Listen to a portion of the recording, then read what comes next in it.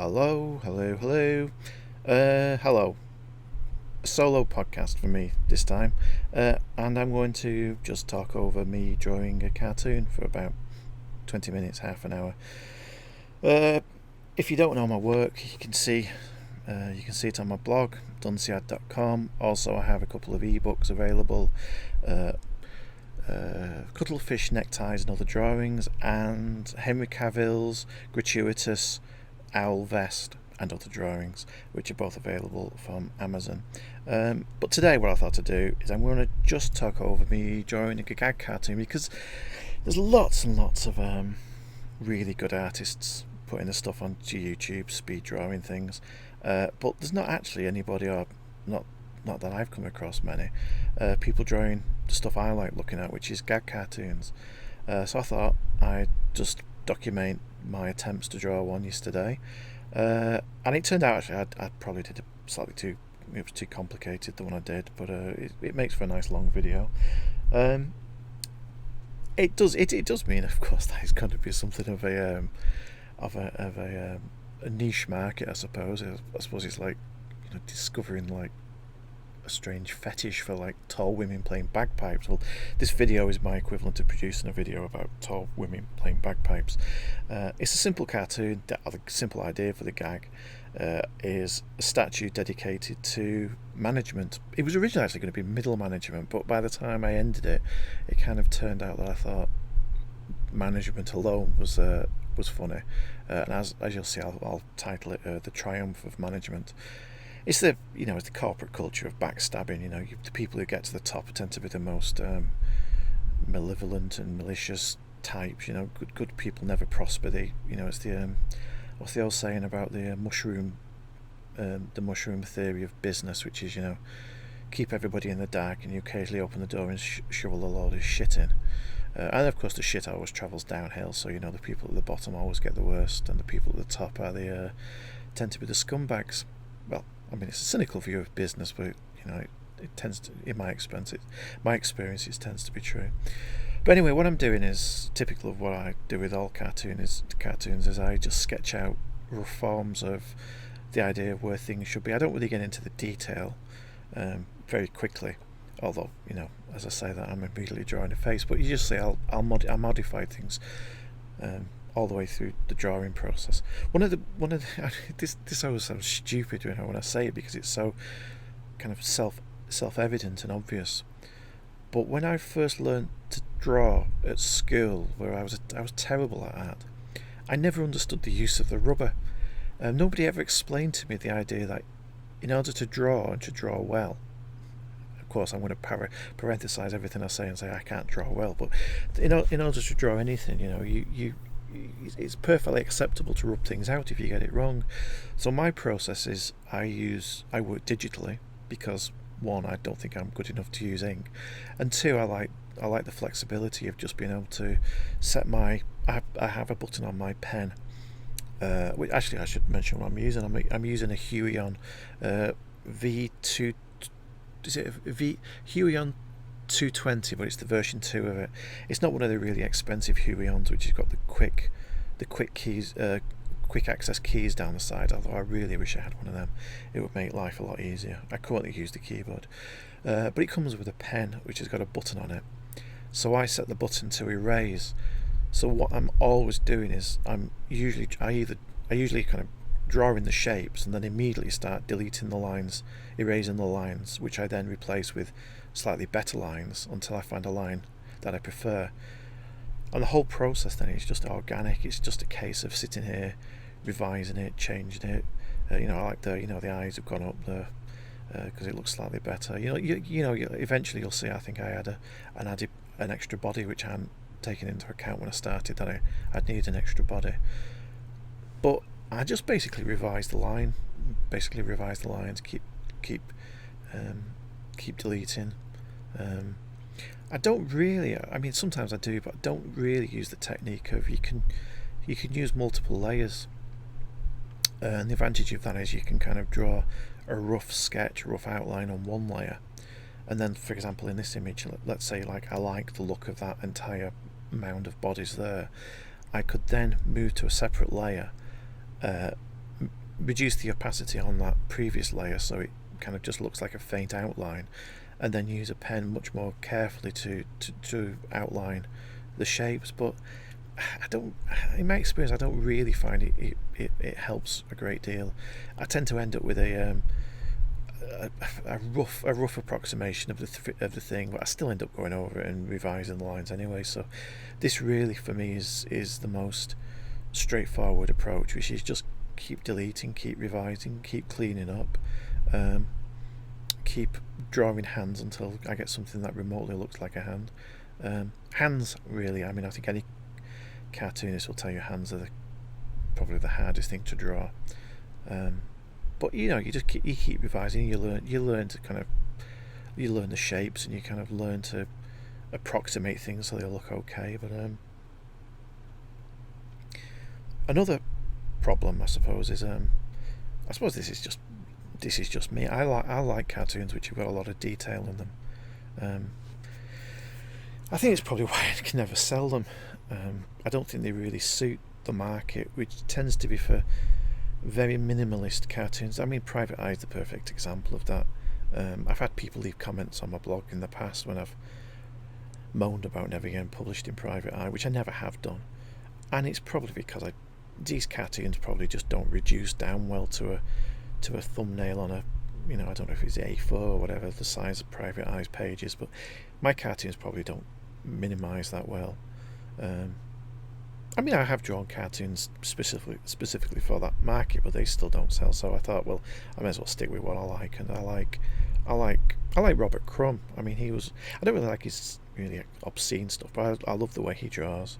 I love the people after him, who draw in his style. But I also love Ronald Searle, and Ronald Searle is a combination of what I like, which is the kind of heavy lines for outlines, often pretty. There's no uniformity. I think uniformity tends to be like an enemy of a good cartoon. I like lines which aren't too clean. It's like when I draw the horizontal, the horizon line. I do consciously kind of copy the style from Searle, who'll often have just a kind of a blotchy ink line as his horizon. I love the blotchiness. There's who's the cartoon? Will Eisner, who wrote the great god of like serial cartoon, and I think he does a video on YouTube somewhere. He talks about how to draw trousers and never do it with straight lines. I always try to include some kind of complexity in there, some complication, and I think that's true. It just makes cartoons look better. And this is what I tend. I mean, you can see what I'm doing here. Once I see the lines which I'm liking, and I'm thinking I'm close to the finished line, I then move to a much thicker pen, and I start to just sketch them a little bit thicker. But again, not. It's even at this stage, it's still open to change. As I revise the whole thing, and obviously I'm doing a lot of cleanup as I go along. But yeah, I like complicated cartoons, and I like a lot of cross hatching. I don't really like. I'm not really a fan of colour. Although a few cartoons I've done with selective colour I quite like, but I don't really like Joel Scarf's colour work. I have quite a few books by Scarf, but the ones I really love are the ones from the 70s, obscure politicians, but done in really, really heavy cross-hatching. Like his pictures of Nixon, it's like Nixon obsessive. I love all his Nixon work. But his modern stuff, I think it's easier for him to draw, and obviously colour makes it much easier to shade and, finish, and probably even makes it more attractive. Just not for me. I like cartoons which have got a lot of detail, a lot of I don't know. I think I feel really self-conscious about talking about art and sort of aesthetics, but I don't really like cartoons where you get the impression that they've been drawn in 2 minutes on the back of a fag packet. I don't really understand why anybody would want to be a cartoonist if you were knocking them out in about 5 minutes. I mean, some of those cartoonists are really funny. I mean, Tony Husband's always funny, but I just don't like the minimal aesthetic. It just doesn't interest me, and I don't find any pleasure in drawing cartoons like that. Yes, briefly, this computer did crash once during this. I don't. That was at that moment, I think, possibly how it crashed. I've got a terrible computer; it needs replacing. But yeah, I don't know why you'd want to draw cartoons like that, because for me there is a pleasure in spending a couple of hours or more on one cartoon, which sounds crazy really when you think about what I'm doing. I'm just doing one cartoon, which is going to make people laugh once and then move on. But for me, that's where the pleasure of the I was going to say the art form, but that's where I get my enjoyment. I enjoy playing around with things. It's like this character here. Originally, I'd drawn it as a bloke, and then I thought, well, I hadn't actually done any women in the pile of bodies, probably because of I don't quite know why. To me, I mean, I've been in businesses where there's sex doesn't define how good or bad a manager you are. But yeah, I think that's one of the things with cartoons in general. Actually, we are writing and drawing in a climate where political sensitivities are particularly acute. I'm always aware, for example, that I don't represent any race in my cartoons, but again, it's not just that I live in a white working class town, but I do feel uncomfortable drawing anything other than the standard, black and white ink and very generic characters. Once you start trying to draw ethnicities, try that again, various ethnicities. I don't think I succeeded that time either. But anyway, once you try to do that, you just run into problems, and you kind of make a rod for your own back, because I'm not really trying to represent the real world. I'm not trying to represent anything. I'm often just drawing silly cartoons that amuse me. I don't have any grand political statements, unless I am making a political cartoon. But even that becomes immensely difficult. It's always really difficult. For example, when I draw a politician from an ethnic background, because you don't want to sort of reach for your colour palette and sort of. I know I've seen politicians criticised for with the shades they've used whilst representing different skin tones. So I'm overly cautious, and I always use the ink dropper tools to actually select the correct tones from photographs, because I do think there is a general issue in cartooning where people do fall for some quite awful stereotypes. You could say it's political correctness, but I think it's just being alive to certain sensitivities, and if you're going to attack people, you attack them for the right reasons. You don't attack them because of where they are, where they're from, or who they are, but the things they say or the things they believe. So I just try to minimise any problems that way. But this cartoon obviously doesn't really have any of those kind of problems. I think here I'm running into the problem where that middle character who's got his arm outstretched, it's pretty obvious that the one above him can't be lying on him in the way that I've posed him. So I did need another body in there, but I think it takes me a couple of attempts to figure out where, because how I've got it there, it looks like that body wouldn't naturally stay there. Yeah, so I take it out again. This is where I do make use of other layers. I mean, I do generally like to do everything straight from the pen, but since I am working digitally, I don't have any qualms about using the technology. Obviously, I couldn't experiment like this with paper and pen and ink, and even if I just use pencil, it's very hard to erase the lines without ruining the paper, and like I said, I'm not competent enough with a pen. If I was working on something like this, that by now I would have already left a few huge smudges where the pen's deposited a load of ink all over the picture. Yeah, I think this is why I think this body's worked out okay actually. Once I got it embedded better into the pile of bodies, it looked like it was more organic. I was actually quite pleased with how this cartoon turned out. It might not. I don't think it's my funniest cartoon, and it's gonna. I'm hoping it'll go into a third collection of cartoons. I'm up to about 25, but a few of them have worked out really well. I also don't really like, the thing about my cartoons is I do tend to follow my own tastes, and cartoonists I like aren't necessarily the kind of cartoonists who are particularly successful at the moment. I'm a huge fan of Clibben, who did all the crazy cartoons. I think it was in the 70s. Never ate anything bigger than your head, and two guys messing around with a moon, I think, is one of his. He's most famous for his cat cartoons, but his individual collections, whose names I never get right. I'm sure it might be Three Men Messing Around with the Moon. But anyway, Whack Your Porcupine and Other Drawings is another great collection. But he did all these brilliantly surreal cartoons, which you either get or you don't get, and I really like that style of cartoons. I gags and quite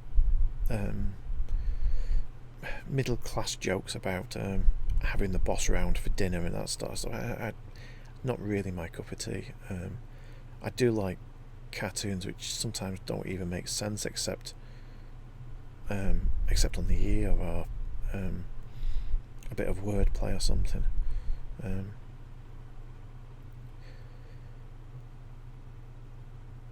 So I'm just coming back, and obviously I just like I said before, I just refine and I do like a good comb over. So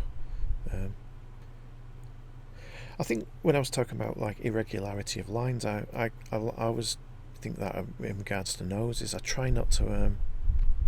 I've been going through a lot of my old cartoons recently, and I noticed that I've had a tendency to always draw noses the same, whereas I went through a period where I was experimenting with lots of very, very strange shapes, which I'm trying to kind of get back to it, because I realised the cartoons I was drawing during that period are some of my favourites and some of my strongest, and it's often to do with the fact that I don't conform to my own habits. Sometimes it's better to deliberately go against what you would traditionally do. It's my firm belief, for example, that if you're strong at something, then that's the thing you should probably ignore. You should probably explore the things where you're particularly weak. So, for example, for me, for a very long time, I had terrible problems drawing hands. I still do have problems drawing hands. If I have problems with this cartoon, it's because a couple of the hands are a little bit too. The hand there in the middle, the sort of one next to the foot, it's too straight. I quite like the hand. That hand on the top of the head looks quite good because it's kind of gripping it. I like the hand to the left, which is reaching out, because it's not my usual slightly flat hand shape, because people don't hold the hands, even though as you're walking you don't hold your hands in straight fingers. Your hands curl, you do a various degree, or you clench your fist. So I think those sort of shapes tend to be, they just change the nature of the cartoon. They go from looking a little bit too formal, a bit too posed, to something that looks a little bit more natural. But again, it's another thing I'm struggling with. I always attack your difficulties. Again with feet, shoes. I tend to sort of draw shoes all pretty much the same these days. But again, it took me quite a while to sort of learn how to just capture a good foot shape or a shoe shape, and I think in this cartoon I come back to those feet quite a few times until I get them right. And again, trousers. There's a whole science of like drawing folds, and most cartoonists I think just sort of gesture it in a kind of couple of lines, but again, I tend towards trying to get better at whatever I want to draw. Probably I'm just a frustrated artist. I don't know, but I know what I like, and I know I like my style of cartoons, where it's a little bit more, afterlife.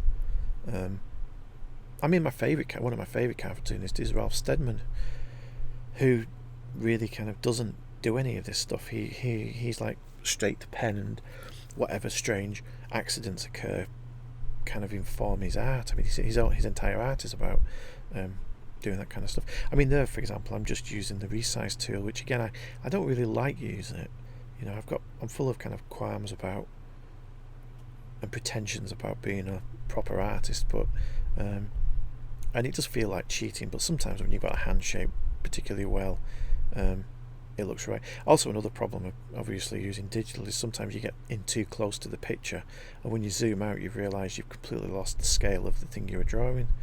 Again, I've just deleted that hand because it looked a little bit. I mean, this one on this side isn't too bad because it's against a case, but you know, nobody walks with a hand sort of out rigid like I had it originally. It looks a little bit better now.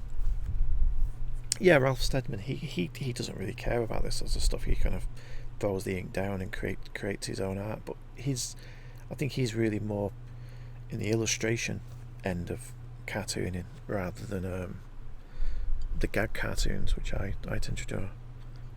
Another of my favourites is Jack Ziegler. Although there aren't enough collections of his books around, I wish they published more of his books. But he was a famous cartoonist in the New Yorker. Brilliant cartoonist, but his cartoons can be very surreal. There's not always a good punchline.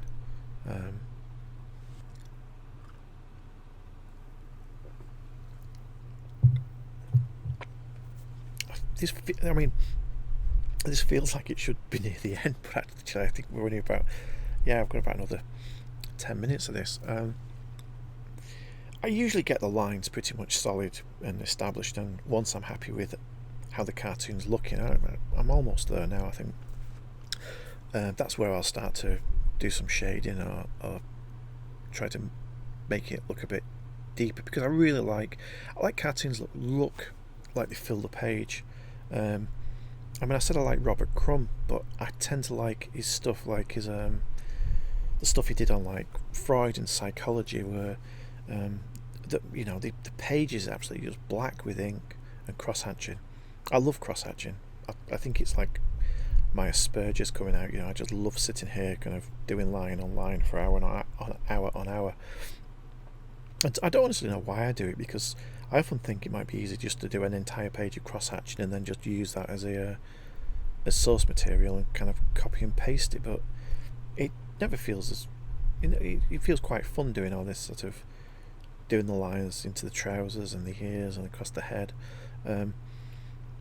And another things I discovered quite late as a cartoonist was I always used cross-hatching as a means of indicating shadow, but increasingly I also use it, like I did on the shoulder there or on the coat, to indicate a kind of highlight. It's kind of counterintuitive that you can kind of highlight areas of light by cross-hatching it with areas of dark. I don't know why, but it's just something I've picked up, and I think it improved my cartoons once I started to do that. I never know whether the shadows should actually fall across the shoes. I tend not to. I mean, in that cartoon he should probably have his shoes in some shadow, but it never looks quite right. As I think I do here, I think I make the guy's arm completely in shadow, which I was really dubious about, but I think it works in the end. But I wasn't... Light's one of those things where we're really getting into the realms of art, and I'm not, like I say, I'm not an artist, I'm just a dumb cartoonist, and I think I just got like for places where it's obviously in the shadow. I think I actually probably should have painted that area. A good amount of cross-hatching just make... it's like the two things which make a picture pop are the cross-hatching, but also the outline. A lot of cartoonists I notice, especially beginner cartoonists, tend to use a single size of pen for everything, and it really doesn't do the work any justice, because if you use a slightly thicker pen on the outline, it just makes characters pop, and it goes from looking kind of slightly flat and uninspired to something that can look pretty good. Here I'm doing one of my favourite things. It's also a bit of a shortcut, to be honest, using silhouettes to indicate trees in the background. I don't use a lot of vast amounts of black in my work, as in, you know, big areas of black. But it's a really nice effect when I can do it.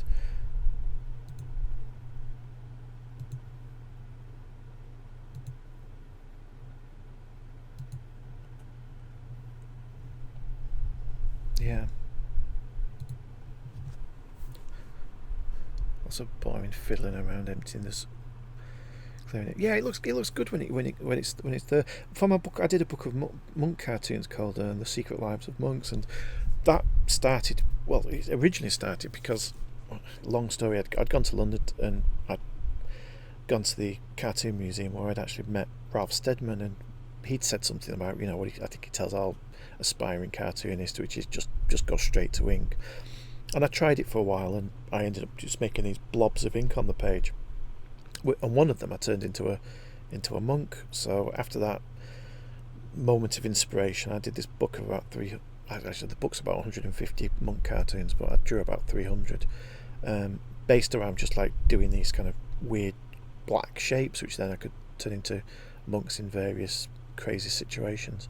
But the result also reminds me of a cartoonist who I don't think it's much in fashion these days, called Nicholas Bentley. He did a book with I think it's Humphrey Barclay, called The Life and Death of Rochester Sneath, which was a book of spoof letters he'd written to various headmasters of schools.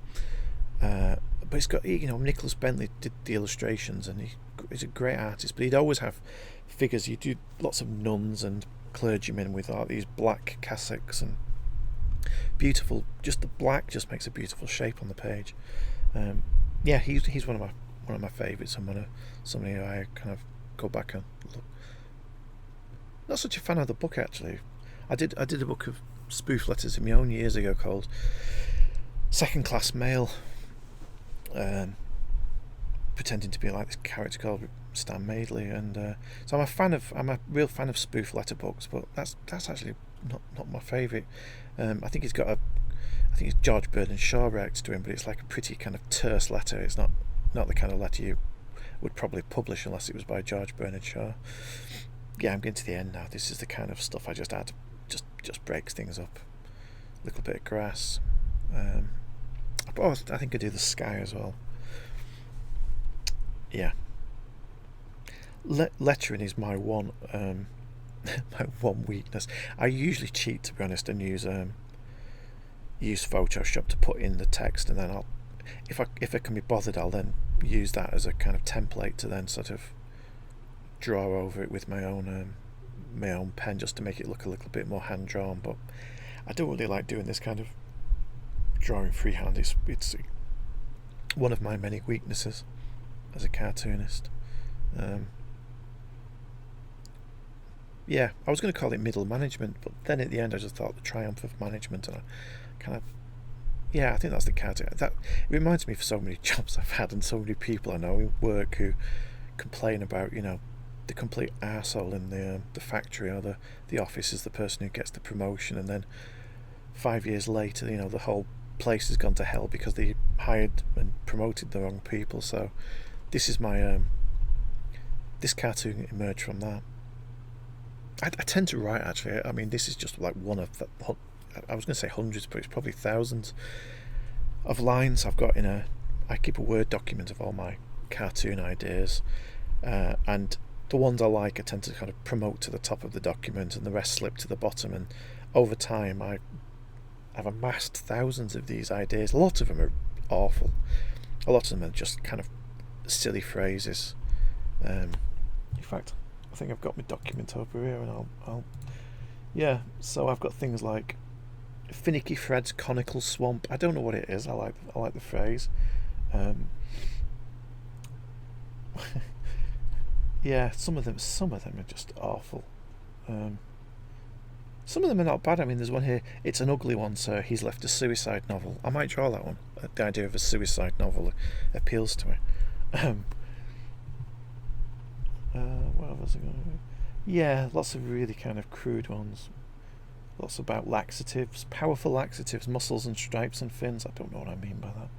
But yeah, there's I've got dozens of these documents, and can run this one. This current one is 4,500 words. Antacid? Oh, antacid. Yeah, antacid. I don't know. Yeah. So I mean, I write loads and loads of these ideas. Yeah. Look what the cat's dragged in. So I don't even know what the cat could have dragged in. Here I've said a lawyer, a crocodile, a unicorn, an alien. I just write all these, and some of them don't work. Some of them don't work on the day I write them, but I can come back to them and suddenly I'll have an idea. And I think that's really the best way to go about doing gag cartoons. Just always write down your ideas. The worst thing really I find is sitting down on one day and there you go at the end and trying to do it on the spur of the moment. It's next to impossible. Right, so I hope you enjoyed this boring waffle, and enjoyed the cartoon. And if you liked it, please go on Amazon and purchase my books. I need the sales. If you liked it, give me a like, comment, whatever, and I might do more, or I might do no more. I mean, I don't know. Let's see how it goes. Thank you for listening. Bye.